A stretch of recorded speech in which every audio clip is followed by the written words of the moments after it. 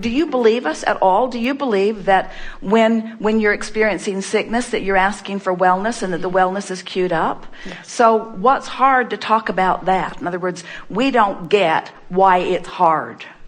When you could as easily talk about wellness as sickness, why not talk about wellness? You did a little bit. You said, I can accept that some good has come out of it, but do you really believe it? Do you believe it? Do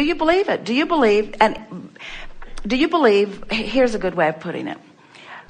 Do you ever hear someone say, oh, I've been well for so long and there are a lot of sick people, so I think I'm going to be sick for a while to allow sick people to be weller?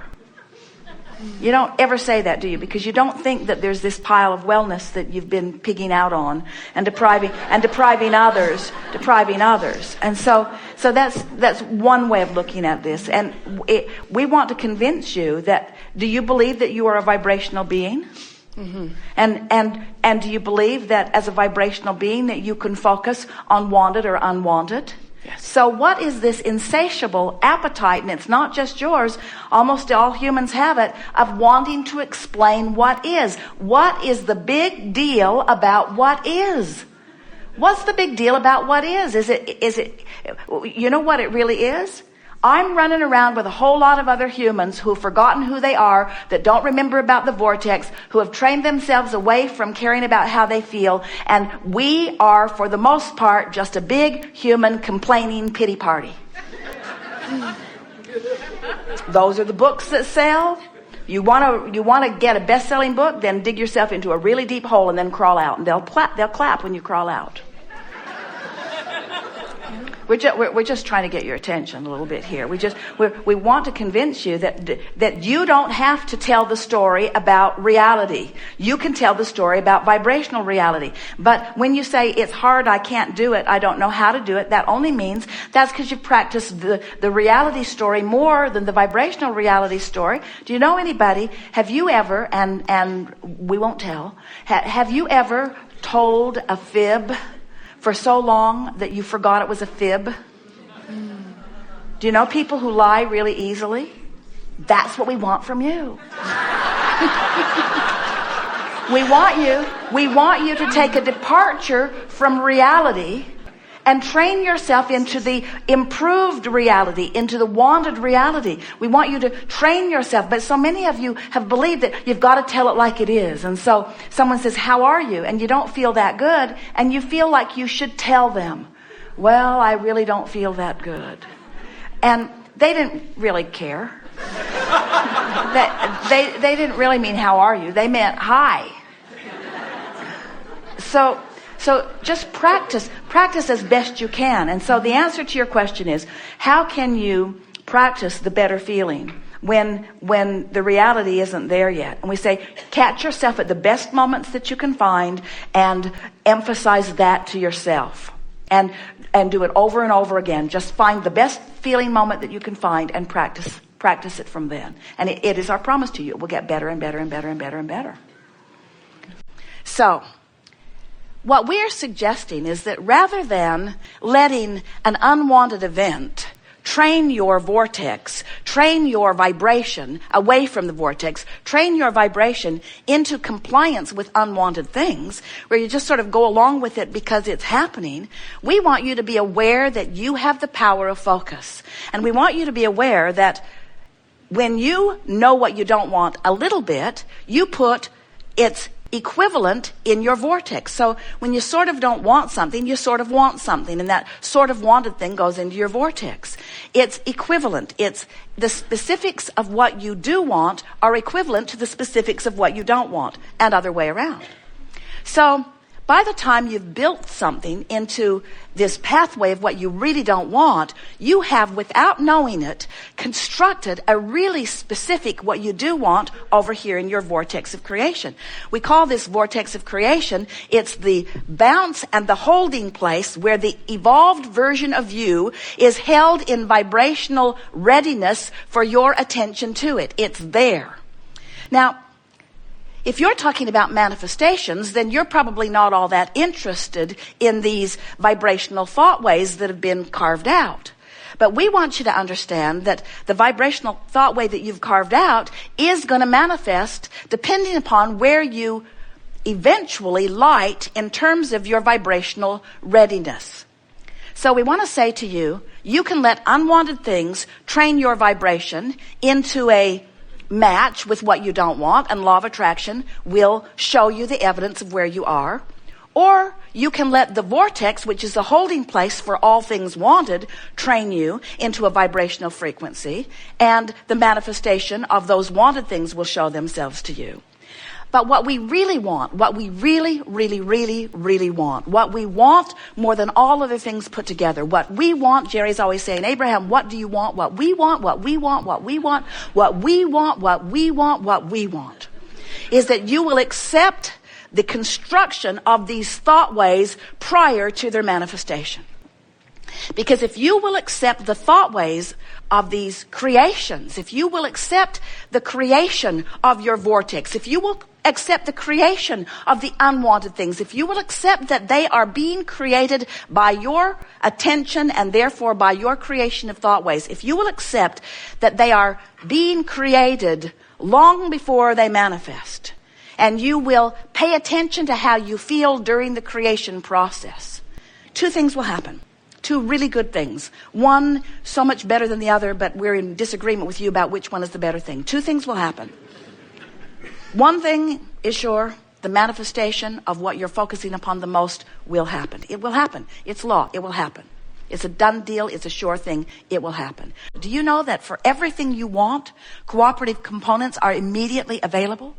That's why there can and should be immediate manifestation of the things that you want, because when you ask, it is given vibrationally. But there is this lag that happens with so many of you. We've been giving the buffer of time the credit for it. In other words, we've been saying to you for a long time that when you want something, there is usually a buffer of time between your identification that you want it and the showing up of it, the manifesting of it, the actualization of it in your life experience. But we want you to know that the only reason that there is that lag is because when you launch your preference, when you amend your desire again and again and again, as you do all day, every day, you are usually not up to speed. You're not a cooperative component to what you're asking for. And the reason that you are not, sometimes, often, usually, a vibrational match to what you're asking for is because you are so what is oriented. You're so deciphering the present manifestation. So when your present reality